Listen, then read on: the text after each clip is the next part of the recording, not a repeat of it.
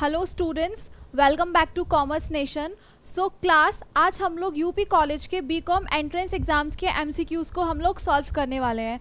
Are you ready for the class? So हम start करते हैं अपने फर्स्ट क्वेश्चन से। The system where in trade can be carried on the exchange of goods and services is called. एक ऐसा trade जहाँ पे आपके गुड्स एंड सर्विसेज क्या होते हैं, एक्सचेंज होते हैं, उसको हम लोग क्या कहते हैं। 4 options are given. Option number A barter system, option number B monetary system, option number C goods system और option number D none of the above. Class tell me the correct answer. तो उसका correct answer क्या हो जाएगा? Barter system. जब एक goods को हम दूसरे गुड्स से बेचते हैं तो उसको हम लोग क्या कहते हैं? बार्टर सिस्टम कहते हैं। Okay, now we are moving further. Which of the following statement is true about the Indian monetary system? Indian monetary system के बारे में हमको बताना है। 4 options आपके given है। First is the Indian monetary system is based on gold standard. Option number B, the Indian monetary system is based on the credit money standard. Option number C, the Indian monetary system is based on the paper standard. Or option number D, the Indian monetary system is based on the metallic standard. Class tell me the correct answer. Correct answer will going to be option number C, क्योंकि अगर हमारा gold standard होता है, monetary system में हम deal करते हैं, तो उसको हम लोग पेपर स्टैंडर्ड कहते हैं, राइट।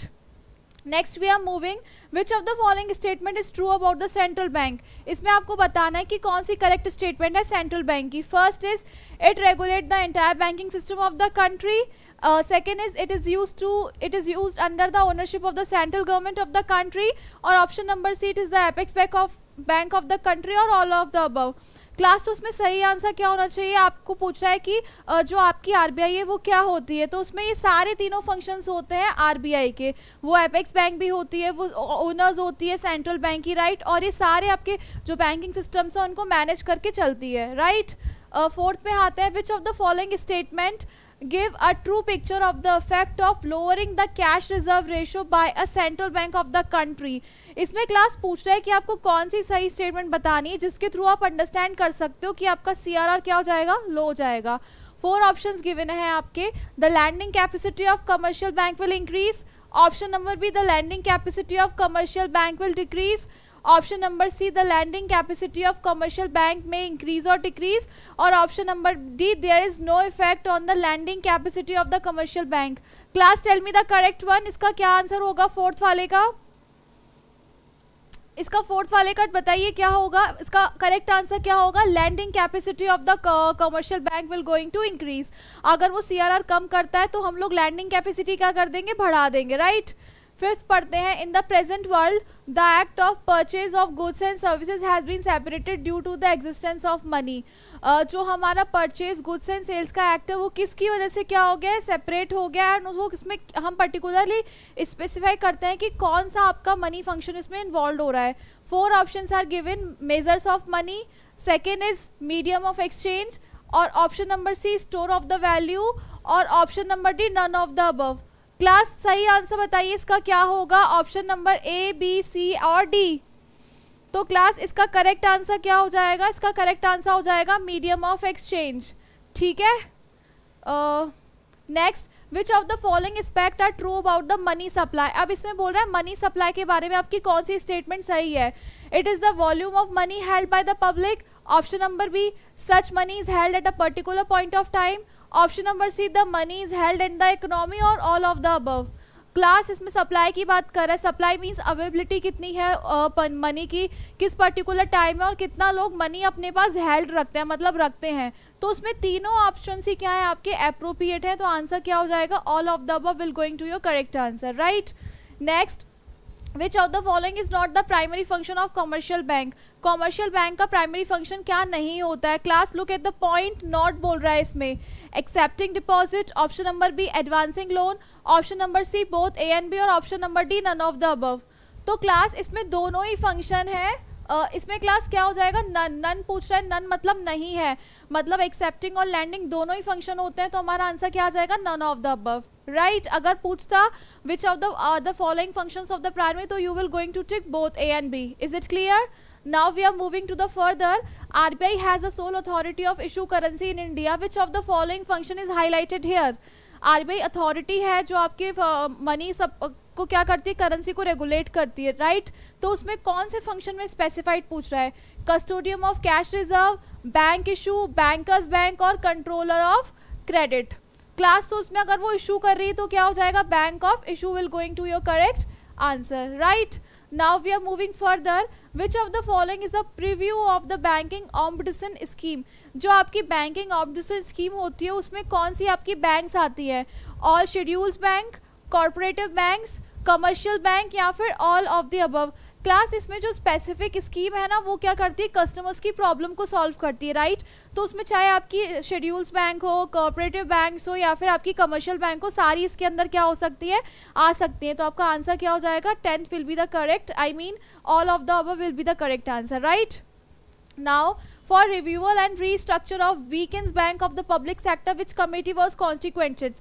आपकी कौन सी कमेटी बनी थी जिससे आपका बैंकिंग सेक्टर वीक था उसको ठीक करने के लिए, Verma committee, Gopi Raman committee, Rekhi committee या फिर Narasimhan committee. Class this question is very easy, just tell me the correct answer. क्या होगा 10th वाले का correct answer?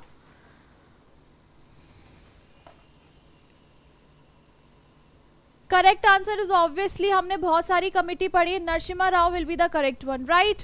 Next, the primary function of the Reserve Bank of the India is to maintain. सबसे पहला काम क्या होता है आपका रिजर्व बैंक ऑफ इंडिया का? Option number A wealth, option number B exchange rate, option number C income and equality और option number D price stability. Class सबसे बेसिक फंक्शन होता है कि वो क्या करे, बैंकिंग सिस्टम की रेट को रेगुलेट करे। तो उसका आंसर क्या होना चाहिए, banking rate will be the correct answer, right. Which of the following is not included in the high powered money? High powered money के अंदर क्या नहीं आता है?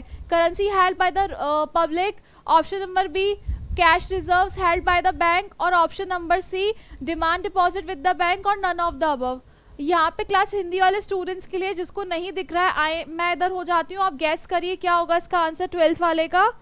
12th वाले में क्या हो जाएगा, नॉट बोल रहा है, ये सारी चीज़ें इसके अंदर इंक्लूडेड होती हैं। तो हमारा आंसर क्या हो जाएगा, none of the above will be the correct one, right। next, why do bank keep a fraction of deposit? Bank क्यों रखती है functions of deposit अपने पास? all depositors do not withdraw at the same time। क्या वो depositor एक time पर withdraw ना कर पाए? there is a constant flow of deposit in the economy और option number C both A and B and last is D none of the above। class choose the correct option, it is for Hindi students। Class तो उसमें क्या होगा इसका answer 13 का हो जाएगा, A and B will be the correct one, right. Next, the function of RBI lead to uniformity of note circulation. ऐसा कौन सा फंक्शन है आपका आरबीआई जिसकी वजह से आपका क्या होता है, नोट सर्कुलेशन फ्लुएंट होता है? First, bank of issue, option number B custodian of bank reserve, option number C control of money supply और option number D bankers bank. Class just look at the question and give me answer A B C और D. Answer will going to correct, bank of issue आपका हो जाएगा जिससे आपकी क्या होती है, नोट सर्कुलेशन में हेल्प होती है, right. Next, which of the following is the advantage of bank issue? Bank issue का कौन सा एडवांटेज है? Bring uniformity note circulation, option number B ensure public faith in the currency system, C is stabilization in external and internal value of the currency या फिर all of the above. Class इसमें देखिए advantage क्या होगा bank of issue का, तो class obviously बात है इसमें तीनों हो जाएंगे हमारे करेक्ट, क्योंकि हमारी नोट सर्कुलेशन में हेल्प होती है, इससे हमारी पब्लिक का फेथ बढ़ता है और हमारी जो स्टेबिलिटी होती है, फॉरेन में कुछ भी हो सकता है, इंडियन डोमेस्टिक कंट्री में भी आपका कुछ हो सकता है, उनको कोप अप करने के लिए, right. 16, deferred payment refers to those payment. Deferred payment कौन से पेमेंट होते हैं? Which not made at a point of time, option number B promise to be made in the future और option number C made through cheques और option number D all of the above. Class deferred मतलब future में होंगे, तो answer क्या हो जाएगा, B will going to correct. Is it visible to you all for Hindi medium students also? Okay, now we are here. Central bank is the apex bank of the economy, correct the reason for the above statement. Central bank apex bank होती है, इसमें आपको correct choose करना है। It control the entire banking system, it regulate other banks, C supervise of commercial banks या फिर option number D all of the above. Class answer will going to correct D. D बहुत इसका है क्योंकि सारे functions क्या करते हैं, परफॉर्म करता है, right. Reserve Bank of India uses which of the following tools to maintain the flow of money in domestic bank. Domestic bank में क्या वो मेजर करता है, क्या वो क्वालिटेटिव मेजर करता है, क्वांटिटेटिव करता है, फिजिकल करता है या फिर D both A and B? तो क्लास इसका करेक्ट आंसर क्या हो जाएगा, qualitative and quantitative. Answer will going to correct your D1, right. Now we are moving further. Legal reserve requirement is the sum of. Legal reserve requirement को हम लोग क्या बोलते हैं अगर हम स्टेटमेंट वाइज बोले तो? Cash reserve ratio and statutory liquid ratio. B money multiplier and LRR. Option number C total deposit and initial deposit, या फिर all of the above. Class look at the question and give me the answer.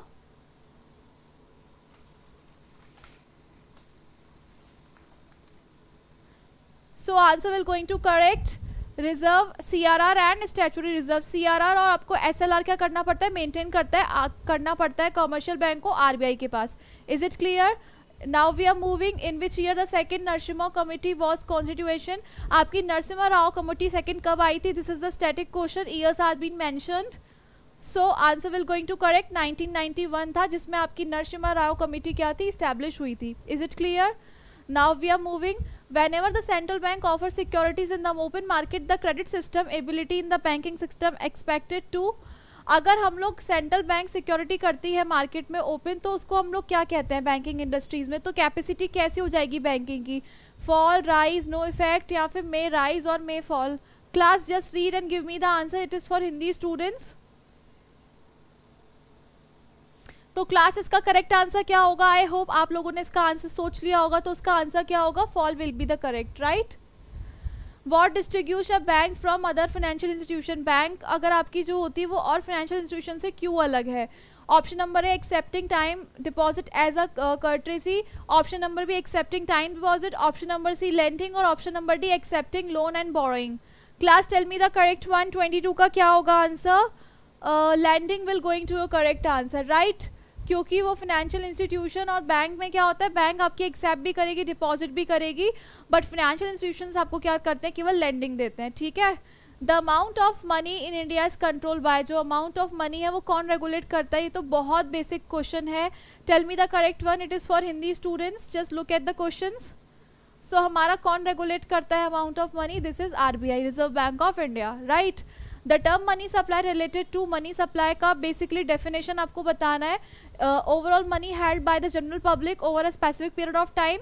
Option number B the total money of value of money held at a particular point of time. Option number C total money of amount that is available for the government purposes. और option number D both A and B. Class तो बताइए money supply का क्या होगा हिंदी वाले students के लिए? ये रहा 24 का. तो क्लास इसमें क्या होगा? इसका आंसर होगा बोथ, क्योंकि चाहे आपका स्पेसिफिक टाइम हो या पर्टिकुलर टाइम हो, एक टाइम पर आपके पास मनी क्या है? अवेलेबल है. तो आंसर क्या हो जाएगा? Both A and B will be the correct one, right. Next, which of the following is not a central bank responsibility. Central bank की कौन सी रिस्पॉन्सिबिलिटी नहीं होती है? Banking facilitates for the public, provide credit to the commercial bank, providing financial assistance to the government, or banking facilities for government. Class look at the question carefully. In this question they are asking is not. बताइए क्या होगा इसका answer correct 25th का?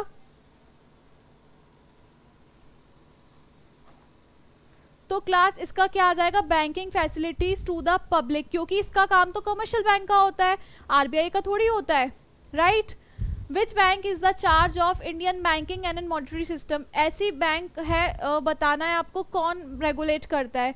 Is it State Bank of India, it is Axis Bank, it is World Bank, और it is RBI. Class tell me the correct one.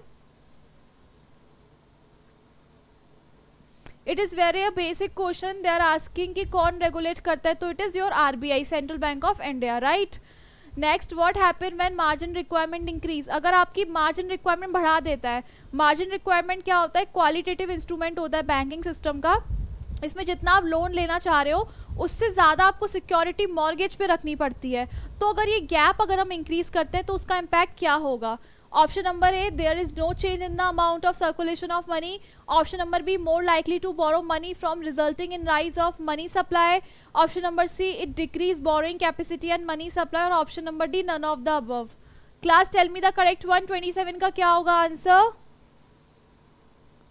Class it will definitely decreasing the borrowing capacity, क्योंकि अगर हमें पता है अगर हमें 10 लाख का loan लेना है तो कम से कम हमें 20 लाख की सिक्योरिटी रखनी पड़ेगी. तो लोगों की मांगने की कैपेसिटी क्या हो जाएगी? Their borrowing capacity will going to decrease, right. Now we are moving further. Identify the institutions that accept deposit, make loans and make investment with the impatent of profit. उसको हम लोग क्या कहते हैं, ठीक है, ऐसे इंस्टीट्यूशन जो हमारे मनी को एक्सेप्ट करते हैं और हमें लोन प्रोवाइड करते हैं to make profitable investment, they are known as neither central bank, commercial bank या फिर both A and B. Class tell me the correct one. 28 का क्या होगा क्लास? आरबीआई जो होती है उसको सेंट्रल बैंक कहते हैं, आपको पता है. तो आरबीआई जो होती है वो ना वेलफेयर के लिए वर्क करती है, not for commercial purpose like profit and all. ये किसका काम होता है? हमारी कमर्शियल बैंक का काम होता है. तो answer will going to correct D, right. Commercial bank create money in the following ways: issue currency, creation of bank deposit. Option number C neither A and B, और option D both A and B. Commercial bank किस तरीके से money create नहीं कर सकती है? Class tell me the correct one. क्या होगा 29 का? क्लास तो इशू ऑफ करेंसी तो ऑब्वियसली बात है कौन करती है? आपकी आरबीआई करती है. तो क्रिएशन ऑफ बैंक डिपॉजिट, जैसे वो बैंक डिपॉजिट कर देगी फिर आपका डिपॉजिट वो कहीं और लगा लेगी, तो इस तरीके से वो क्या करती है? अपने मनी से मनी क्रिएट करती है, राइट.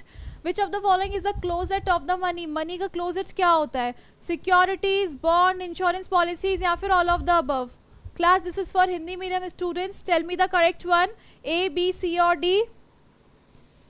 ऑब्वियसली क्लास इसका आंसर क्या हो जाएगा? डी, क्योंकि इन सारे सिक्योरिटीज हो, बॉन्ड हो, उससे हम लोग क्या कर सकते हैं? मनी में इनको कन्वर्ट कर सकते हैं, right. Now we are moving further. The central bank can boost the availability of credit in the following ways including. Central bank किस तरीके से क्या कर सकती है? क्रेडिट की अवेलेबिलिटी को इंक्रीज कर सकती है. Selling government securities, buying government securities, raising reserve repo rate और raising repo rate. Class tell me the correct one. 31 का क्या होगा आंसर? तो क्लास अगर वो बाय करती है सिक्योरिटी को तो वो क्या कर सकती है? सेंट्रल बैंक अपना बूस्ट कर सकती है क्रेडिट फैसिलिटी को, right. A farmer exchange wheat for a cloth, this is a system. अगर एक फार्मर वीट के बदले क्लॉथ को एक्सचेंज करता है तो उसको हम लोग क्या कहते हैं? Barter system, monetary exchange, self consumption या फिर none of the above. Class तो उसको हम लोग क्या कहते हैं? बार्टर सिस्टम कहते हैं. When goods exchange by goods these are known as your barter system, right. Next is money is used as a standard for deferred payment. क्या मनी को हम डेफर्ड पेमेंट की तरह यूज कर सकते हैं? येस और नो, पार्टली ट्रू या फिर इनकम्प्लीट स्टेटमेंट. क्लास ऑब्वियसली बात है पैसे को अगर आपको नहीं पे करना है आज फ्यूचर में भी आप प्रिजर्व करके रख सकते हो. ये कोई पेरिशेबल गुड्स थोड़ी है जो खराब हो जाएंगे, राइट. तो हमारा आंसर क्या हो जाएगा? ट्रू, मतलब it is correct statement, right. Now we are moving further. Identify the incorrect statement from the given below. First is present currency can work as money, it is a legal tender. क्या ये बात सही है? Coins held a particular public are limited legal tender. Option number C central bank print currency in India. Central bank does not deal with the general public. Class incorrect बताना है. Incorrect पढ़िए इसको, बताइए क्या होगा 34 का.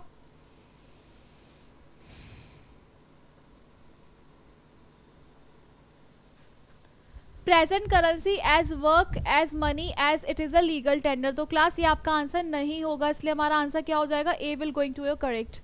Indian legal reserve ratio is set by the commercial bank. जो आपका इंडियन लीगल रिजर्व रेशियो है वो कैसे सेटअप होता है? क्या वो स्टेटमेंट ठीक है?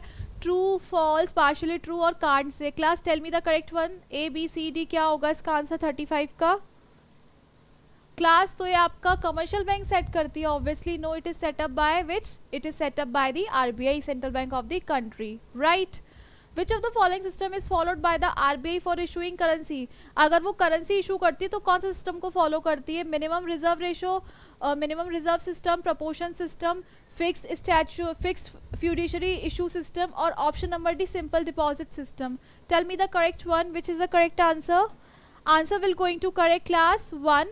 It is a minimum reserve system in which RBI fix a limited amount of money to the RBI, right. इसमें क्या होता है? SLR and CLR आपको create करना पड़ता है and उसके accordingly आप क्या करते हो? lending and borrowing करते हो, right. Now we are moving further. Which of the following ratios kept with the commercial bank? commercial bank कौन सा ratio kept करती है? ऑप्शन नंबर ए CRR, SLR या फिर both A and B या फिर none of the above.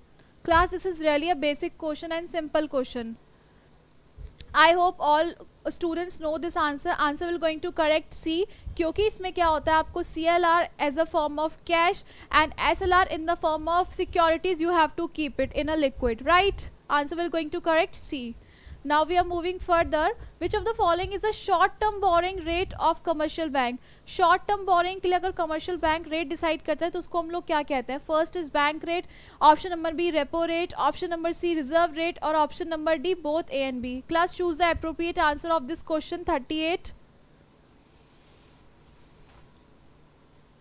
Class अगर वो शॉर्ट टर्म के लिए ले रहा है तो उसको हम लोग क्या बोलेंगे? रेपो रेट बोलेंगे, राइट? ठीक है. 39. Which of the rate at which commercial bank park their excess reserve. अगर कमर्शियल बैंक क्या दे देता है? आरबीआई को दे देता है एक्सेस, अगर उसके पास जो फंड होता है तो उसको हम लोग क्या कहते हैं? 4 options are given. Repo rate, bank rate, open market sales और option number D repo reserve rate. Class तो उसमें क्या हो जाएगा? रेपो रिजर्व रेट, क्योंकि इसमें क्या हो रहा है? ऑपोजिट हो रहा है. जैसे हमने ऊपर वाला क्वेश्चन पढ़ा, this question is totally reciprocal to the above question, right? Hence answer will going to correct reserve repo rate. Okay. Next is raising reserve repo rate is the central bank is likely to have the following impact on demand of goods and services in the economy. अगर आपका rise हो रहा है repo rate तो उसका impact क्या होगा आपकी इकोनॉमी पर? ठीक है, जो आपकी डिमांड है गुड्स एंड सर्विसेज की वो क्या हो जाएंगी? Rise, fall, normal, may be increase और डिक्रीज और may be no effect. Class इसको थोड़ा सोचिए समझिए and give me the answer 20 का. Answer will going to correct B. ठीक है. नेक्स्ट पढ़ते हैं. Which of the following is not a problem of the barter system. कौन सी ऐसी प्रॉब्लम नहीं है बार्टर सिस्टम की? First is store of value, second is double coincidence of want, option number C unit of account और unemployment. Class they are asking about not a problem. ये तो problem है, ये भी प्रॉब्लम है और यूनिट ऑफ अकाउंट भी क्या है? प्रॉब्लम. अनएम्प्लॉयमेंट कोई प्रॉब्लम नहीं होती बार्टर सिस्टम की, तो आंसर क्या हो जाएगा? D will going to the correct one, right? Next is this function of central bank involve buying and selling of goods and services from और टू द पब्लिक. इसमें क्या होता है? बाइंग एंड सेलिंग करते हैं गवर्नमेंट सिक्योरिटी से और public से, उसको हम लोग क्या कहते हैं? Selective credit control, legal reserve requirement, open market operation या फिर none of the above. Class, they are asking about buying and selling of the government securities. It means they are asking about the quantitative monetary policy regulations, right? Just identify and give me the correct one. Answer will going to correct open market operations, right? Now we are moving further. Name the credit control method. It refers to the difference between the amount of loan and make value of the security offered by the borrower against the loan. एक ऐसा credit control है जिसमें आप क्या करते हो? Difference लेते हो. ये मैंने आपको पहले भी कंसेप्ट बताया हुआ है कि जितना अगर आप लोन ले रहे हो और उसके अगेंस्ट में आपको सिक्योरिटी ज़्यादा पे करनी पड़ती है तो उसको हम लोग क्या कहते हैं? We are basically define that terms known as your margin requirement because we are fixing a particular gap between two types of securities, right? Answer will going to correct then C. C क्या हो जाएगा? आपका correct answer हो जाएगा. Next, what is the another name of money multiplier. Money multiplier को हम लोग क्या कहते हैं? First is credit multiplier, option number B deposit multiplier या फिर option number C cash reserve ratio और the last option is both A and B. Class tell me the correct one. क्या होगा इसका आंसर 44 का?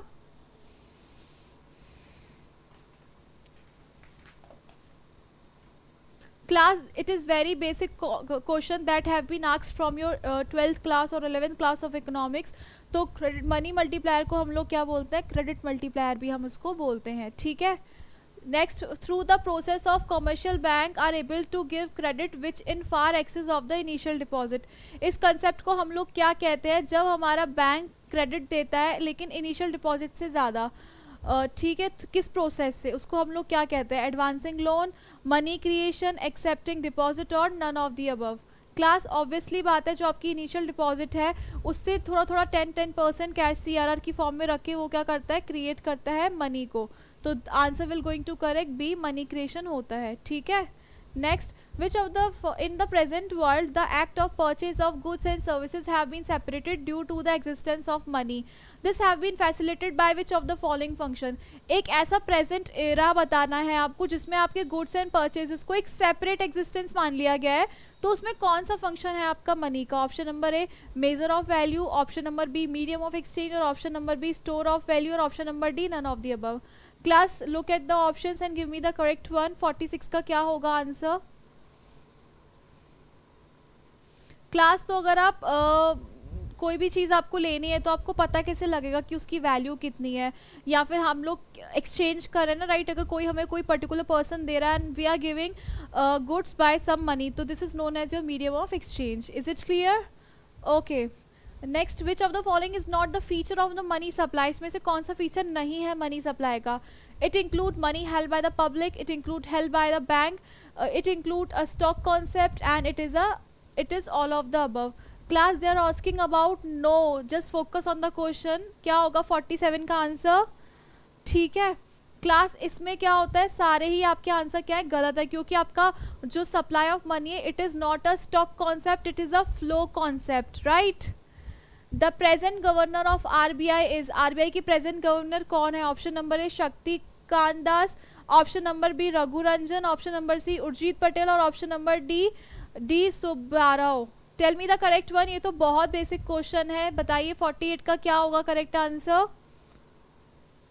Answer will going to correct Shaktikanta Das, right? Which of the following money is a pivot about which of the whole economic cluster? ये किसने statement आपकी दी है? Keynes ने, Robertson ने, मार्शल ने, या फिर हॉर्टले ने? Class, guess the answer and tell me the. I know it is a static question that have been asked in your examination. 49 का बताइए क्या होगा आंसर? क्लास, तो उसका आंसर क्या होगा? मार्शल. मार्शल ने ही बोला था कि money is a pivot around the whole economic clusters. ठीक है. Next, credit control means, credit control क्या होता है? Contraction of credit supply, extension of credit supply, extension and contraction of money, और all of the above. Class, control means it can be any, whether आप extend करो या फिर आप contract करो. Tell me the correct one. तो फिर इसका आंसर क्या होगा 50 वाले का? क्लास, मैंने आपको ऑलरेडी हिंट दे दी है क्वेश्चन बता के ही, तो ऑब्वियसली है, चाहे आप मनी को श्रिंक कर लो इकोनॉमी में या फिर मनी की सर्कुलेशन को क्या कर लो, इंक्रीज कर दो. Choice is yours, right? Now we are moving. The member of the joint Hindu family is refers to, जो मेंबर होते हैं जॉइंट फैमिली के, उनको हम लोग क्या कहते हैं? को parents, shareholder, none of the above, या फिर partners. Class, this is a question from accountancy और business organisation. This is really a basic question. Tell me the correct one. तो उसको हम लोग क्या कहते हैं? को पेरेंट्स कहते हैं, right? Next, which of the following is the example of the organization? Organization क्या होती है? हॉस्पिटल्स, कॉलेजेस, फैक्ट्रीज, या फिर all of the above? Class, बताइए, थोड़ा ऑब्जर्व करिए. इसका बहुत ईजी आंसर है 52 का. For Hindi student question is here.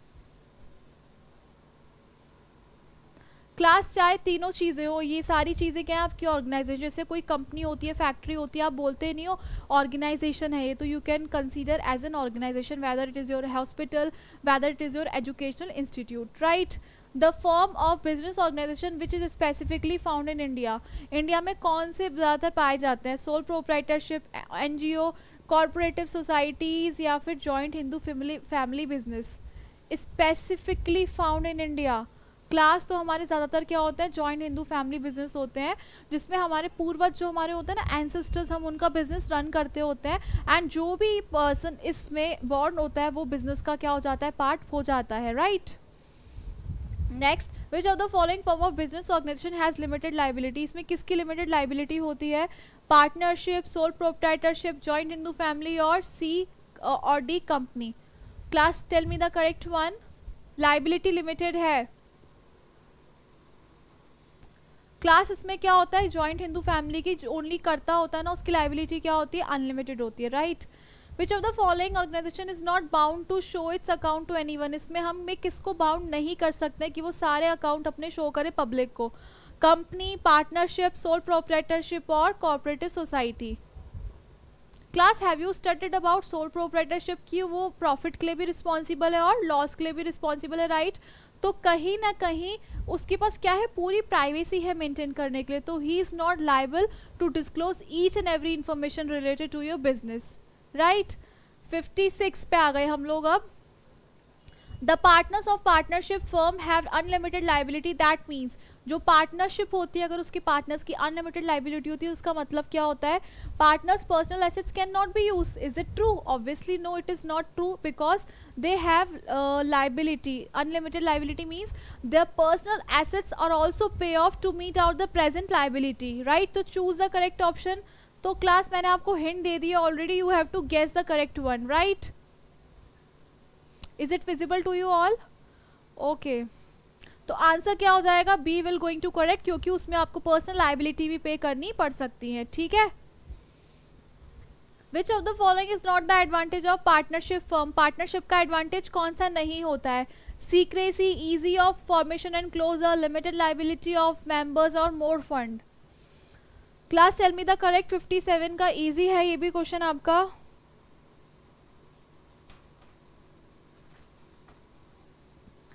Limited liability, क्योंकि अगर जब तक आपका एलएलपी मेंशन नहीं है लिमिटेड लाइबिलिटी पार्टनरशिप, तब तक you can not consider that your liability is limited, right? So answer I have choose is C option. Okay, now we are moving further.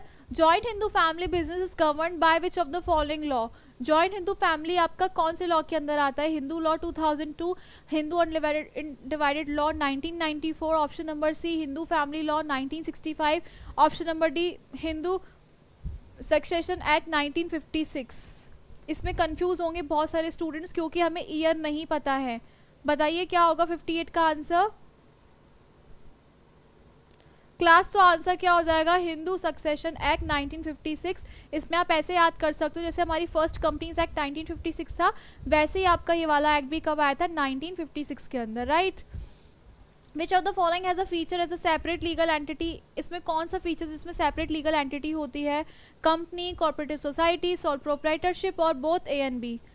Class separate means company को और जो persons हैं उनको अलग माना जाता है, तो ऑब्वियसली बात है चाहे आपकी कोऑपरेटिव सोसाइटी हो या फिर आप कोई कंपनी में वर्क करो या आप कोई जॉइंट स्टॉक कंपनी हो, all are consider as a separate legal entity because you and your business is separated from each other, right? So answer will going to correct D. Now we are moving further.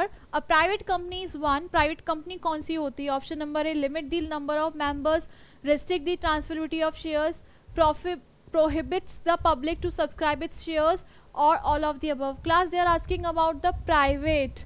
Private में सारे features cover हो जाते हैं क्योंकि वो restrict करता है, transfer नहीं करने देता है शेयर्स, और इसके मेंबर्स भी क्या होते हैं? लिमिटेड होते हैं। तो आंसर क्या हो जाएगा? D will going to correct one. Okay, now we are moving the basic idea on which cooperative society were formed. basic idea cooperative society किस में बनती है? unity is strength, one for all and all for me, united we can face the competition better, या फिर unity is diversity. class tell me the correct one. इसका क्या होगा answer? सी 61 का, one for all and one for one, ठीक है? मतलब हम सबके लिए काम करें और सबको क्या देंगे? बेनिफिट देंगे। तो हमारा इसका आंसर क्या हो जाएगा? कोऑपरेटिव का यही, ठीक है? मिनट्स क्या बताता है? Minutes indicate proceedings of the meeting, agenda of the meeting, proof of the attendance of the meeting और activities of the partner. Class tell me the correct one. Minutes को हम लोग क्या कहते हैं? This is for Hindi students. Class minutes को हम लोग क्या बोलते हैं? Proceedings of the meeting, right? The greatest handicap of sole trader. Sole trader का हैंडीकैप मतलब ये क्या बोल रहा है? डिसएडवांटेज पूछ रहा है। Small size, limited capital, limited liability और अनलिमिटेड लाइबिलिटीज। क्लास तो सोल ट्रेडर स्मॉल होता है ये तो हमें पता है, बट हमें ये भी तो पता होना चाहिए कि चाहे प्रॉफिट हो या लॉस हो उसको अकेले ही सब कुछ क्या करना पड़ता है? बियर करना पड़ता है। तो उसमें क्या हो जाएगा? Unlimited liability will be the correct one, right? A promoter of the business enterprise may not be. Promoter कौन नहीं हो सकता है? A stock exchange, a company, a firm और an individual may not be. Class may not को focus करिए and tell me the 64 answer. एक stock exchange आपका प्रमोटर नहीं हो सकता है। Stock exchange means Nifty 50, BSE, ठीक है, NSE, ये सारी चीज़ें। An act done by the company which is beyond the power of the memorandum of association is known. एक ऐसी कंपनी का एक्ट है जिसमें आप beyond the power नहीं वर्क कर सकते हो, उसको हम लोग क्या कहते हैं? Ultra vires, intra virus, constructive notice और इंडोर मैनेजमेंट। क्लास बताइए इसका करेक्ट आंसर। ये रिपीटिंग क्वेश्चन है, नेक्स्ट एग्जामिनेशन में भी आपको आ सकता है 65 का। तो उसको हम लोग क्या कहते हैं? अल्ट्रा वायरस कहते हैं, right? Next, equity share holders are, कौन होते हैं equity share holder? Owners, debtors, customer और क्रेडिटर ऑफ द कंपनी। ये तो बहुत बेसिक क्वेश्चन है क्लास। तो इक्विटी शेयर होल्डर कौन होते हैं? हमारे ओनर होते हैं, ठीक है। ओनर मीन्स मालिक होते हैं हमारी कंपनी के। तो हमारा कोई भी अगर क्रूशियल डिसीजंस है बिजनेस के या कंपनी के, तो we have to involve the equity share holder because we are considered they are the owner of the company through which are company is going to run. Okay, the risk involve in equity shares, risk कैसी होती है? Normal, maximum, minimum या फिर none of the above. Class equity share holders बहुत risky होते हैं, अगर profit होगा तभी आप दोगे, otherwise you will not going to give any shares to your equity share holders. So answer will going to correct B, they have a maximum risk, right. Next, preference shareholder have normally, preference shareholder के पास क्या voting right होते हैं? No voting right, limited voting right और option number D full voting right. Class guess the answer. I hope इसका answer भी आपको आता होगा। तो प्रेफरेंस शेयर होल्डर के पास कोई भी वोटिंग राइट नहीं होता है क्योंकि वो ओनर नहीं होते हैं, उनको कोई अधिकार नहीं होता है कि वो कंपनी में आए और उनकी बातों में पार्टिसिपेट और इन्वॉल्व करे। Direct motivation is related to sole proprietorship, partnership, public हो कंपनी और होल्डिंग कंपनी। क्लास बताइए इसका 69 का।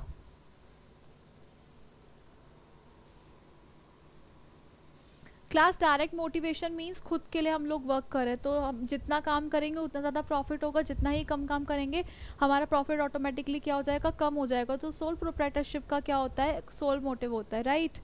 Registration of cooperative society is compulsory, optional, essential और अननेसेसरी। क्लास रजिस्ट्रेशन क्या होता है कोऑपरेटिव सोसाइटी का? Tell me the correct one, it is very easy question 70 का। क्लास 70 का क्या होगा? कंपलसरी होता है क्योंकि कोऑपरेटिव सोसाइटी प्राइवेट पार्टनरशिप तो है नहीं, आप हर चीज़ पब्लिक के लिए करो, you have to disclose each and every information, so you have to go through with legal type of proceedings, right. तो आपका आंसर क्या हो जाएगा? Compulsory will be the correct one. Indian railway system किसका example है? Public company का, private company का, departmental undertaking का या फिर गवर्नमेंट कंपनी का? तो क्लास जो आपकी इंडियन रेलवेज होती है वो किस में आती हैं? आपकी डिपार्टमेंटल अंडरटेकिंग के अंदर आती हैं, ठीक है। Next, which of the following is the organisation the most fertile place for innovative ideas? एक ऐसा ऑर्गेनाइजेशन जहाँ पे आपके बहुत प्रोडक्टिव आइडियाज़ निकलते हैं उसको हम लोग क्या कहते हैं? Project organisational, functional organisation, committee organisation और option number D matrix organisation. Class this is for Hindi medium students, this is also written in Hindi, just go through and give me the correct one. 72 का क्या होगा answer आपका?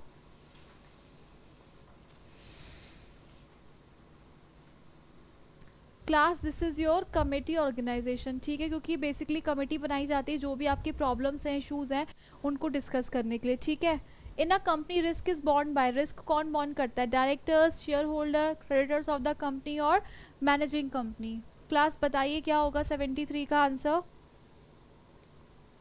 This is your shareholder of the company, क्योंकि equity share holders क्या होता है? They are very risky, जितना risk होगा उतना ही उनको डिविडेंड नहीं मिलेगा, ठीक है।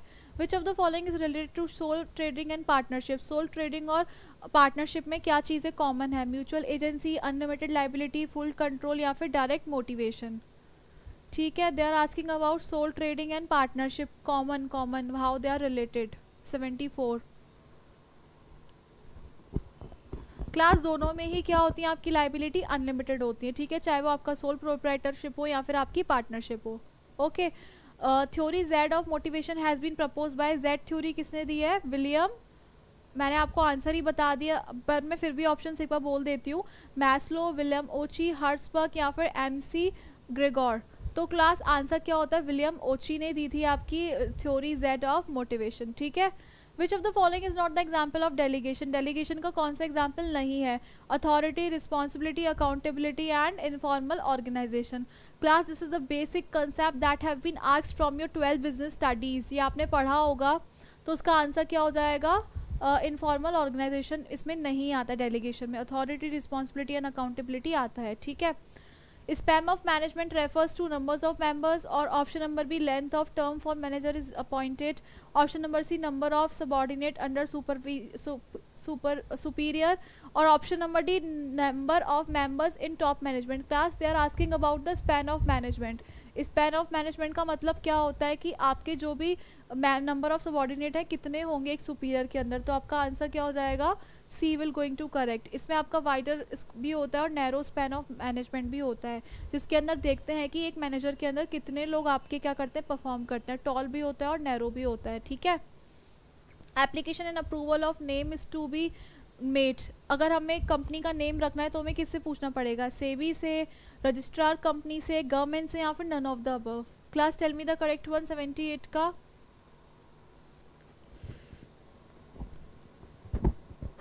It is the registrar company, ठीक है। Next, the upper limit of the partners in a banking business में भी, जो हाईएस्ट लिमिट होती है बैंकिंग सेक्टर, मतलब हम कितने मैक्सिमम लोग रख सकते हैं बैंकिंग सेक्टर में, कितने होते हैं, 5, 10, 15 और 20। Look at the question and give me the correct one. 79 का क्या होगा class? Basically in banking sectors there are only 10 members, we are restricted and we can appoint these members, right? Now we are moving further. A joint stock companies, joint stock company क्या होती है? An artificial institution, a natural person, an artificial legal person or trust. Joint stock company they are specifically asking क्या होता है आपका? Artificial institution होता है, ठीक है। MOA is also known as, इसको हम लोग क्या कहते हैं? MOA को, मेमोरेंडम ऑफ एसोसिएशन को, document of the company, agreement of the company, contract of the company, या फिर charter of the company. Class some words are confusing for you, just read thoroughly and give me the correct answer. 81 का बताइए क्या होगा correct answer? This is called the charter of the company because it is a blueprint that specifies what company will going to do exactly in future. इसमें सारे clause आते हैं, name clause, place clause, ठीक है, objective clause, everything will cover in MOA of the company, right? It is a simple and oldest form of organization. इसमें से सबसे oldest कौन सी होती है? line organization, staff organization, line and staff organization, या फिर none of the above. Class they are asking about oldest. Oldest क्या होती है? Line and staff organisation, both are going to correct, ठीक है। नॉमिनल पार्टनर कौन होते हैं? Is one who invest nominal partner, earn nominal profit, allow the use of his name और allow limited liability. Class nominal partner वो होते हैं जो केवल नाम के लिए काम कर रहे हैं, ठीक है। तो उसका आंसर क्या हो जाएगा? C will going to your correct one, okay. Which of the following is not the characteristics of a company? Company का कौन सा करेक्टरिस्टिक्स नहीं है? Voluntarily association, perpetual existence, unlimited liability और common seal. They are asking about not. Not का class बताइए, ठीक है। तो क्लास इसमें क्या होता है? वॉलंटियरली एसोसिएशन नहीं होता है, क्योंकि वॉलंटियर एसोसिएशन क्या होता है आपका? कोऑपरेटिव सोसाइटी का होता है, ठीक है। Which of the following is not a part of MOA? MOA में क्या नहीं आता है? मैंने अभी ऑलरेडी डिस्कस करा है, different clauses you have to just eliminate. Name clause, object clause, capital clause या फिर रूल क्लॉज। तो क्लास इसमें क्या नहीं आता है? रूल क्लॉज नहीं आता है, ठीक है। A legal position of the promoter is, legal position जो होती है प्रमोटर की उसको हम लोग क्या कहते हैं? A trustee, an agreement, both trustee and agent और none of the above. Class जो लीगल पोजीशन होती है प्रमोटर की वो क्या होती है? Choose the correct option, A, B, C और D।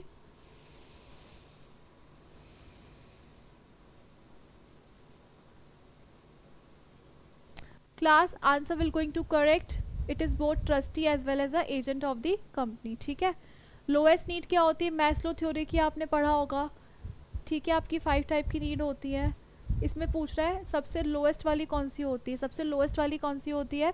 फिजियोलॉजिकल नीड, जहाँ पे आप क्या बोलते हो? रोटी, कपड़ा, मकान चाहिए आपको। फिर आपको लगता है कि मेरे को सेफ्टी चाहिए, ठीक है। उसके बाद आपको लगता है मेरे फ्रेंड्स हो, सोशल नीड हो गई। फिर आपको लगता है मेरा भी कोई स्टेटस हो, उसको हम लोग एस्टीम नीड कहते हैं। And the last is your self actualisation, where you just want कि मैंने पूरी अपनी लाइफ जी ली है, अब बस मुझे मोक्ष चाहिए। तो ये आपकी सबसे लास्ट स्टेज होती है, ठीक है। तो आपका आंसर क्या हो जाएगा? फिजियोलॉजिकल नीड, जिसमें आपको रोटी, कपड़ा, मकान आ जाएगा, ठीक है।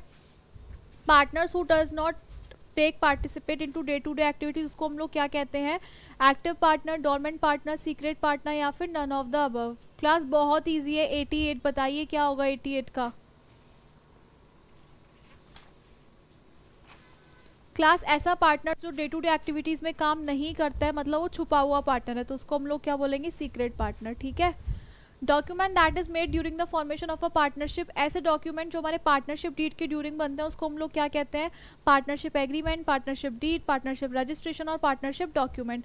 सो क्लास जो भी एग्रीमेंट होगा different types of partners, these are called your partnership deed. Is it clear? Now we are moving further. The liability of the कर्ता is, कर्ता की क्या बोल रहा है, मैंने ऑलरेडी क्वेश्चन बताया था जब हम HUF का कर रहे थे. I hope you recall the concept that I already taught in before MCQs, right, in previous MCQs. सो कर्ता क्या होता है आपके, अनलिमिटेड होते हैं, but other member is your limited liability, right. Which of the following is the limit of cooperative society. Cooperative society में क्या है पर्टिकुलरली, अनलिमिटेड रिसोर्सेज है, गवर्नमेंट कंट्रोल है, अनलिमिटेड लाइबिलिटी या फिर म्यूचुअल कॉर्पोरेशन है. क्लास जो कोऑपरेटिव सोसाइटी होती है वो लोगों के साथ बनती, means they have a mutual obligations to do their task. तो आंसर क्या हो जाएगा, D will going to a correct one. Okay. Which of the following is the merit of the company. Merit क्या है, मतलब अगर हम कंपनी बना रहे हैं तो उसका बेनिफिट क्या है, quick decision making, lack of secrecy, professional management या फिर easy of formation. Class they are asking about merit not demerit. Merit बताइए क्या होगा इसका 92 का. This is really easy question. Class means they have a professional management, क्योंकि आपके BOD होते हैं, बोर्ड ऑफ डायरेक्टर्स होते हैं, आपकी जो भी मीटिंग्स होती हैं वहाँ पे सारे एजुकेटेड और हाईली क्वालिफाइड लोग होते हैं, तो they have a professional work. That's why answer will going to correct C. The maximum limit of members in a public company. Public company की मैक्सिमम लिमिट क्या होती है, 100, 200, 500, और there is a limit of the maximum number of the public company. Class बताइए क्या होगा. Class अगर हम पब्लिक कंपनी की बात करें तो there is no limit of a public company कि कितने लोग होने चाहिए कितने नहीं. तो आंसर क्या हो जाएगा, D. D will going to your correct answer. A company is created by dash and only can bring end to its life. तो उसमें क्या होता है, लॉ और law, promoters law, shareholder, promoters, directors और promoter. Class just go through the question again and give me the correct one. 94 का. Class तो law के ड्यूरिंग बढ़ती है और लॉ ही आपको क्या करता है, एंड करता है, ठीक है. Okay. The public sector enterprise our own manage and control by. Public sector कौन मैनेज करता है, ऑब्वियसली गवर्नमेंट करता है. इंडिविजुअल फॉरेनर्स और इन्वेस्टर्स थोड़ी करेंगे कंट्रोल, ठीक है. Departmental undertaking are considered as a part of extension of its. Departmental undertaking में क्या होता है आपका, किसका पार्ट है, होल्डिंग कंपनी का, मिनिस्ट्री का, स्टेट गवर्नमेंट का या फिर municipal corporation. They are asking about the departmental undertaking. Just go through the question again. तो क्लास में मिनिस्ट्री बनाई जाती है, जैसे मिनिस्ट्री ऑफ फूड हो गई, ministry of food and security, ministry of defence. तो ये सारी इसके अंदर डिपार्टमेंटल अंडरटेकिंग्स आ जाती हैं, ठीक है. Next, when decision making authorities retain on organisation is said to be higher level of management. अगर आपका डिसीजन मेकिंग रिटेन होता है हायर लेवल पर तो उसको हम लोग क्या बोलते हैं, सेंट्रलाइजेशन, डिसेंट्रलाइजेशन, फ्रेगमेंटेड या फिर none of the above. Class मतलब डिसीजन ना एक के पास है केवल, बाकी सब गुलाम है जो उसको फॉलो कर रहे हैं. तो means there is a centralisation in which no one can take individually decisions, ठीक है. In delegation the authority flows. Authority delegation में कैसी होती है, top to bottom, bottom to top, both A and B या फिर none of the above. Class tell me, look at the question and give me the 98 answer.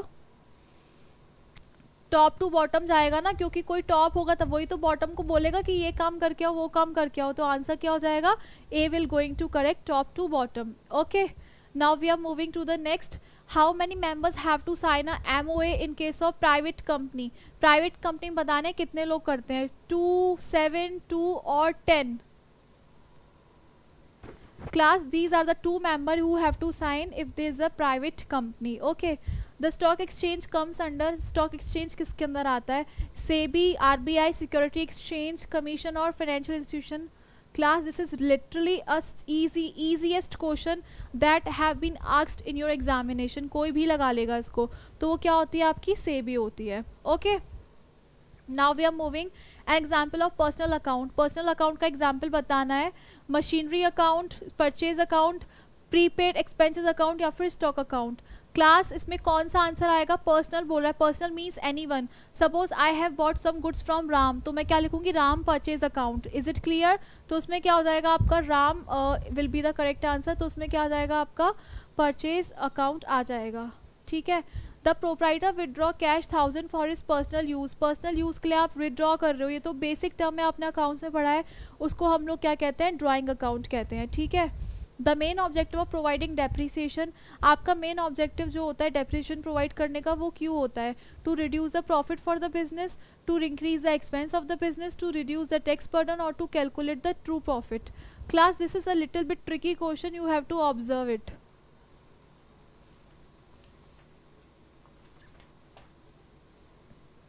To calculate the true profit. उसके बाद आपके objective achieve होते हैं कि आपको tax burden reduce करना है कि नहीं करना है। Heavy advertisement to launch a new product is called. अगर आप हैवी एडवर्टाइजमेंट करते हो, जो आप नया प्रोडक्ट लॉन्च करो, तो उसको हम लोग क्या कहते हैं? Capital expenditure, revenue expenditure, deferred revenue expenditure या फिर none of the above. Class तो उसको हम लोग क्या कहते हैं? ऑब्वियसली बात है, डेफर्ड रेवेन्यू एक्सपेंडिचर बोलते हैं। ठीक है, is it clear? Now we are moving. Goods of 100 withdrawn for is provide use should be credited to. अगर गुड्स विड्रॉ कर रहे हैं हम लोग अपने पर्सनल यूज़ के लिए, तो उसको हम लोग क्या बोलेंगे? Sales account, owners drawing account, purchase account या फिर expense account. Class again this is the simplest question. ठीक है, परचेज अकाउंट। ठीक है, क्योंकि ड्राइंग करो, drawing account debit to purchase. Bank reconciliation statement is a part of cash book, part of bank account, legal account और statement separately prepared. BRF के बारे में पूछ रहा है, आपने पढ़ा है BRF ऑल्सो 11th स्टैंडर्ड में। Tell me the correct one. 106 का क्या हो जाएगा? It is a part of cash book. पर कैश बुक और पासबुक नहीं बनाते थे, तो उसमें क्या आ जाएगा? It is a part of cash book. अब 4 month instalment drawn on first, 4 महीने की इंस्टॉलमेंट है, 1 जनवरी को हुई है, तो उसका मेचोरिटी में आप क्या कर लोगे? 3 डेज का क्या लगा लोगे? ग्रेस लगा लोगे। ठीक है, तो बताओ इसको कैलकुलेट करके क्या होगा? 1 जनवरी से लेके डेज काउंट करने हैं आपको, तो उसका आंसर क्या हो जाएगा? 4 may will be the correct one. Expenditure increase और ऑन एक्सटेंशन और addition of an existing property. अगर आप कोई खर्चा करो जिससे आपकी प्रॉपर्टी की वैल्यू बढ़ रही है या लॉस हो रहा है, तो उसको हम लोग क्या बोलेंगे? Revenue expenditure, revenue loss, capital expenditure या फिर कैपिटल लॉस। क्लास तो हम लोग उसको क्या बोलेंगे? इंक्रीज और addition of an existing property, this is known as your capital expenditure, क्योंकि कहीं ना कहीं उससे उसकी वर्थ क्या हो रही है? इंक्रीज हो रही है। गुडविल क्या होती है आपकी? Current assets, fix assets, intangible assets और fictitious assets. Class tell me the correct one. 109 का क्या हो जाएगा आंसर आपका? 109 का हो जाएगा intangible assets, because you can not touch, you just feel what ever your goodwill is this, it is not a particular good, right? This is again an easy question. A and B have a capital ratio A and B, right? उनका क्या है? 2:3। If A bring कितना लेके आ रहा है? 50,000। B की निकालनी है कैपिटल, बहुत इजी है। मतलब 2/5 के लिए कितना शेयर है? 50,000 है। आपको किसका शेयर निकालना है? आपको निकालना है 3/5 का। 3/5 का क्या हो जाएगा? 50,000। जो निकालना होता है उसको मल्टीप्लाई कर लेते हैं, बाकी जो रेसिप्रोकल कर लेंगे, then you will get the value of this, so you will get approx 75,000. Is it clear? Hence your answer is going to correct 75,000. Is it clear all of you? Now we are moving further. Which of the following is not a part of MOA? MOA में क्या नहीं आता है? Name clause, object clause, capital clause या फिर rule and bylaws. Class, obviously these things are covered in this clause, but rule and bylaw is not any type of clause that covered. तो answer क्या हो जाएगा? D. ठीक है. Secret reserve will shown in. Secret reserve कहाँ बनाया जाता है? Profit and loss account, profit and loss appropriation account या फिर बैलेंस शीट या फिर none of the above. Class tell me the correct answer. इसका क्या होगा करेक्ट आंसर? 112 का. ठीक है. तो क्लास सीक्रेट रिजर्व किसी में भी नहीं दिखाया जाता है, it is secretly. Accounting equations बतानी है आपको सही. Capital is equals to assets minus liability, और capital is equals to assets plus liability, और assets is equals to liability minus capital, और liabilities is equals to assets plus capital. It is again a simple question. Class tell me the correct one. क्या होगा इसका answer? तो क्या हो जाता है आपका? Capital plus liability is equal to your assets. तो आपका आंसर क्या हो जाएगा? A will be the correct one. X and Y share profit and losses in the ratio of 3:2. ठीक है. जेड आ गया 1/6 के लिए, तो रिमेनिंग कितना बचा आपका? 5/6 बचा. अब 5/6 के लिए कैसे निकालोगे? 3/5 इंटू 5/6 कर लेना, और 2/5 इंटू 5/6 कर लेना. कितना आ जाएगा? 15/30.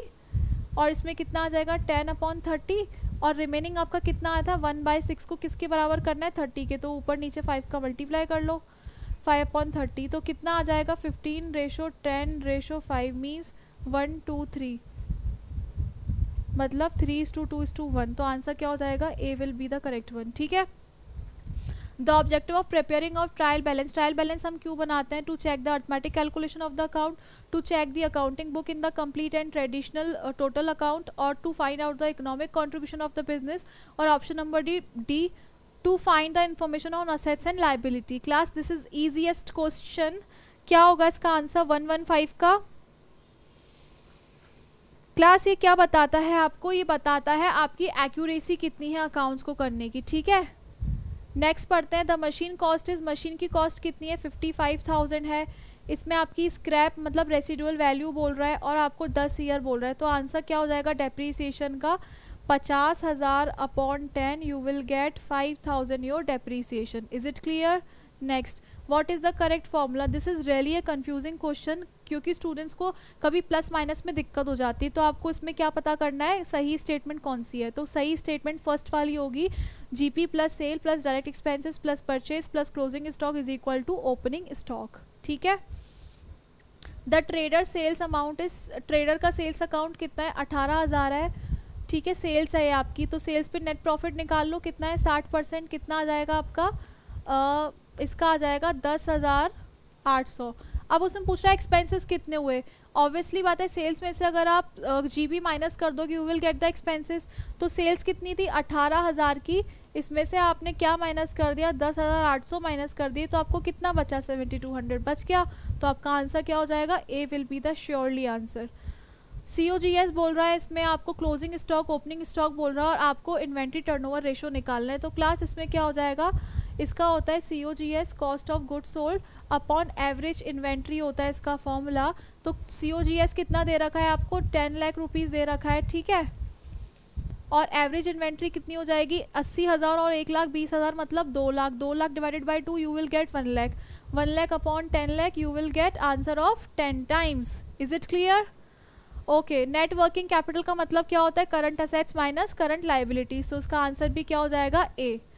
The expenses related to the main operation of the area, जो आपके मेन जो आपके बिजनेस एक्सपेंसेस होते हैं उसको हम लोग क्या कहते हैं? Selling expenses, administrative expenses, operating expenses या फिर non operating expenses. Class guess the answer and tell me the correct one. 121 का क्या आंसर होगा? जो डे टू डे एक्टिविटीज़ के लिए होता है, जो मेन पर्पज़ के लिए होता है, उसको हम लोग क्या बोलते हैं? ऑपरेटिंग एक्सपेंसेस बोलते हैं, ठीक है। अक्रूड इनकम कहाँ पे शो होती है? इन्वेंट्रीज में, इन्वेस्टमेंट में, अदर करंट असेट्स में या फिर आपकी current investment. Accrued income is a income which is earn but not received. आपने काम कर लिया बट आपको मिला नहीं, तो it is also your assets, that's why it is shown in the other current assets, ठीक है। The balance of the petty cash book, petty cash book के जो भी आपके बैलेंस होते हैं वो आपके क्या होते हैं? असेट्स होती है, लाइबिलिटी होती है, इनकम होती है या फिर आपका एक एक्सपेंडिचर होते हैं। क्लास मैंने आपको क्वेश्चन में ही हिंट दे दी है। Tell me the correct one. 123 का क्या हो जाएगा? इट इज़ दी असेट्स, ठीक है। Under annuity method the amount of depreciation fixed for all years, increase every year, decrease every year या फिर none of the above. They are asking about annuity value and उसके accordingly depreciation बताना है आपको। Class जो annuity की value होती है वो क्या होती है? हमेशा फिक्स होती है हर साल के लिए, ठीक है। Next, in the event of death of the partner the accumulated profit and loss are shared. अगर डेथ हो रहा है पार्टनर को तो किस रेशो में शेयर होगा? Old profit sharing ratio, new profit sharing ratio, capital ratio और equally. Tell me the correct one. 125 का क्या होगा answer? Class this is shared by all the partners in their old profit sharing ratio. Which financial institutions represent a statement represent a company's financial position at a specific point of time. कोई भी आपकी specific point of time पे financial statement show होती है उसको हम लोग क्या कहते हैं? Income statement, cash flow statement, balance sheet, statement of retained earning. Tell me the correct one. 126 it is known as your balance sheet. Which accounting principle states that assets and liability could be meet at their original cost. उसको हम लोग क्या कहेंगे? Matching concept, revenue recognisation concept, cost principle या फिर conservation principle. Tell me the correct answer. Class original cost की बात कर रहा है 127।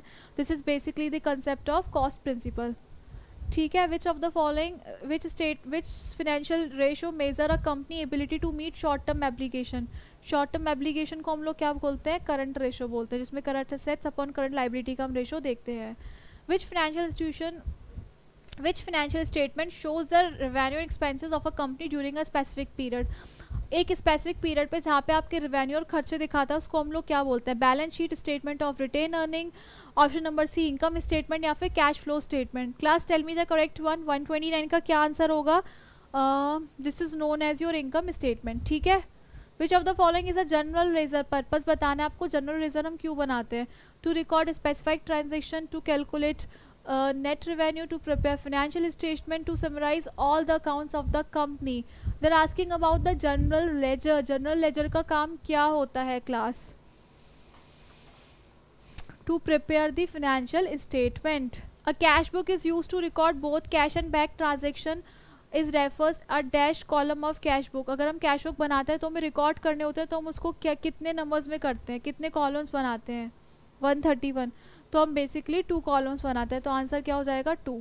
विच of the following is a non current liability, non current liability कौन सी होती है? Account payable, unearned revenue, salaries payable या फिर लॉन्ग टर्म डेब्ट। They are asking about the non current. Non current मतलब लॉन्ग टर्म आपकी लाइबिलिटी होती है, तो मतलब क्या हो जाएगा लॉन्ग टर्म डेब्ट। Which of the following is the example of intangible assets. Intangible assets क्या होती है? जिसको आप टच नहीं कर सकते, this is known as your patent. जो पेटेंट राइट करवा लेते हैं हम लोग वो हो जाएगा। Profit and loss account with profit and loss किससे स्टार्ट होता है? नेट प्रॉफिट से, नेट लॉस से, ग्रॉस प्रॉफिट से या फिर none. Obviously profit and loss account आपका जीपी जो आपका ब्रॉट डाउन होता है आपका ट्रेडिंग अकाउंट से, उससे शुरू होता है, तो आंसर क्या हो जाएगा जीपी, ग्रॉस प्रॉफिट।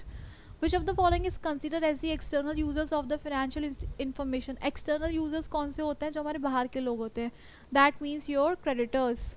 ठीक है। Sales proceeds from sale of the fix assets. Sales जो भी हमारी फिक्स एसेट्स होगी तो उसको हम लोग क्या बोलेंगे? Capital profit, revenue profit, capital receipts या फिर आपकी revenue receipts. Class tell me the correct one. 136 का क्या होगा? उसको हम लोग क्या बोलते हैं? Capital receipt. ठीक है। Which of the following is a source document of recording credit sale. Credit sale हम लोग क्यों रिकॉर्ड करते हैं, किस में रिकॉर्ड करते हैं? Purchase order, sales invoice, bank statement या फिर general statement. Class again this is a simple question, elimination से भी आप लोग कर सकते हो उसको। 137 को तो उसको हम लोग क्या बोलेंगे? Sales invoice. ठीक है। अब नेक्स्ट पढ़ते हैं। The book value of the old machinery is 3000, it is sold for 1000। The difference is 3000 की थी मशीनरी, आपने किस में बेच दी? 1000 में। अब बताओ आपको फ़ायदा हुआ नुकसान हुआ? ठीक है। तो आपको क्या हो गया? 2000 का नुकसान हो गया, तो उसको हम लोग क्या बोलेंगे? What does it mean? 138। तो class this is your capital loss. Is it clear? Okay, now we are moving. ABC company has a total assets of 1 lakh and total liabilities are which is known as your owners equity. Owners equity क्या होगी? ठीक है, मतलब आपकी assets है total और liability, तो obviously बात है जो रिमेनिंग है वो आपकी ओनर्स लाइबिलिटी हो जाएगा, तो आंसर क्या हो जाएगा? 40,000 हो जाएगा। ठीक है। The total assets of the year is 5 lakh and COGS was 3 lakh and the operating expenses is 1 lakh. Calculate the GP। आपको ग्रॉस प्रॉफिट निकालना है क्लासेस में, तो सेल्स कितनी दे रखी है आपको? सेल्स आपको दे रखी है 5 लाख की। कॉस्ट ऑफ गुड सोल्स कितने दे रखे हैं आपको? 3 लाख के। और आपको ऑपरेटिंग एक्सपेंसेस कितने का दे रखा है? 1 लाख का। तो आंसर क्या आ जाएगा आपका? 1 lakh will going to your GP। ठीक है। Answer will going to correct be आपका क्या हो जाएगा? सही आंसर हो जाएगा। ठीक है। What is the purpose of cash flow? Cash flow हम क्यों बनाते हैं? To show the revenue and expenses of the company, to show the financial position of the company, to show the inflow and outflow of a company, to show the changes in the retained earning of the company. They are asking specifically the cash flow. Cash flow हम क्यों बनाते हैं? Obviously बात है हम इससे अपनी company का कैश इनफ्लो और आउटफ्लो की पोजीशन जानने के लिए बनाते हैं। ठीक है।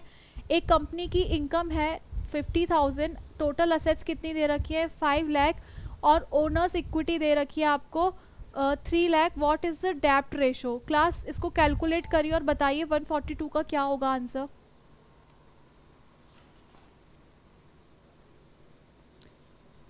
क्लास ये बहुत इजी क्वेश्चन है, आप ट्राई करोगे तो सच में बहुत इजी है, आपको आ भी जाएगा। ठीक है।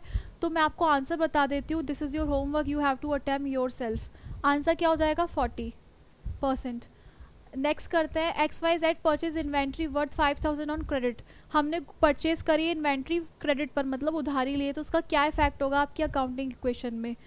Just tell me the answer ABCD क्या होगा. आपकी असेट्स बढ़ेगी, घटेगी, असेट्स इंक्रीज होगी, डिक्रीज होगी, लाइबिलिटी आपकी इंक्रीज होगी, डिक्रीज होगी, what will be the effect. You have to choose the correct answer.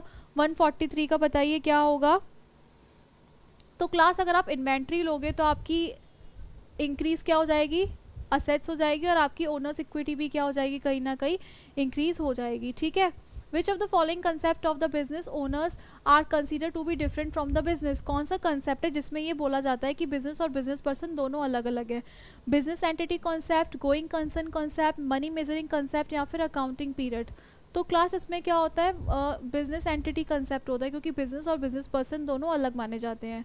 डेब्ट the receiver, credit the giver, उसको हम लोग क्या बोलते हैं, personal account, tangible real account, nominal account, representative personal account. Class these are the 3 rules of golden accountancy rules, जिसको हम लोग बोलते हैं. ये आपने पढ़ा होगा जब आपने कॉमर्स ली होगी. Choose the correct answer of this question. ठीक है. 145 का बताइए क्या होगा. रिसीवर मतलब इंसान की बात करें तो this means this is your personal account. ठीक है. The convention, concept, rules and procedures together make up separated accounting. वो किसने बनाया, आपके गैप ने. ठीक है. Which of the following principle require expenses to be recognise in the same period. वो कैसा कंसेप्ट होता है जिसमें ये बोला जाता है कि जिस ईयर में आपके रेवेन्यू रिकग्नाइज हुए हैं उसी में आपको एक्सपेंसेस भी दिखाने हैं. First is materiality principle, conservatism principle, option number C matching principle, या फिर D consistency principle. It means they are asking about your revenue as well as your expenses, both we have to meet together. That's why answer will going to correct C. Inflation accounting is also known as, उसको हम लोग क्या कहते हैं, inflation accounting को, revaluation, replacement, none, या फिर all of the above. Class they are asking about inflation accounting. तो इन्फ्लेशन अकाउंटिंग को हम लोग क्या कहते हैं, रिवैल्यूएशन, क्योंकि कहीं ना कहीं इन्फ्लेशन से आपकी वैल्यू क्या हो रही है, चेंज हो रही है, तो हम उसको क्या कर रहे हैं, रीवैल्यू कर रहे हैं ना. जैसे सपोज आपकी 10,000 के क्या थे, मशीन बिल्डिंग थी कोई, अब आप उसकी वैल्यू 10% से अप्रिशिएट हुई है. That means your value will going to increase by 1,000 rupees. That means your building value is 11,000. So there is a 1,000 rupees increment. That means your building will be revaluated, right. So answer I have choose is option number A, revaluation account. Okay. Which of the following is a current assets. Current assets are those assets जो क्या होती है, बहुत short term के लिए होती हैं. कौन कौन सी होती है, लैंड, बिल्डिंग, अकाउंट रिसीवेबल्स, या फिर गुडविल. तो क्लास अकाउंट रिसीवेबल्स आपके डेटर्स होते हैं, तो हमारा आंसर क्या हो जाएगा, अकाउंट रिसीवेबल्स. ठीक है. This is the last question of this question paper. आपको इन्वेंट्री ओपनिंग कितनी दे रखी है class, this is your 10,000, not this, क्योंकि हिंदी में अगर आप पढ़ेंगे तो this is 10,000 is given, this is by misprint. Okay. 10,000 दे रखी है and your closing is 8,000 rupees. That means what is your average inventory? It is 18,000. And if we calculate the average inventory, we have to do addition, means opening inventory plus closing inventory, then divided by 2. That means 10,000 plus 8,000 you will get 18, and after that you will divide 18,000 by 2, you will get your 9,000 as your average inventory. And you have to calculate what is the cost of purchase. Sold की कितनी value थी, 50,000. ठीक है. और आपकी inventory कितनी थी, 9,000 थी ना class. What is the cost of purchase. अच्छा, इसमें COGS पूछ रहा है. ठीक है. तो क्लास इसको इस तरीके से सॉल्व करिए, बहुत इजी कंसेप्ट है. 150 का मैंने आपको हिंट दे दी है पूरी. क्लास इसका आंसर आने वाला है आपका 48,000. Is it clear. आप सॉल्व करके देखना, सिंपली इस तरीके से जाना और आंसर क्या हो जाएंगे, आपको इजी लगने लगेंगे.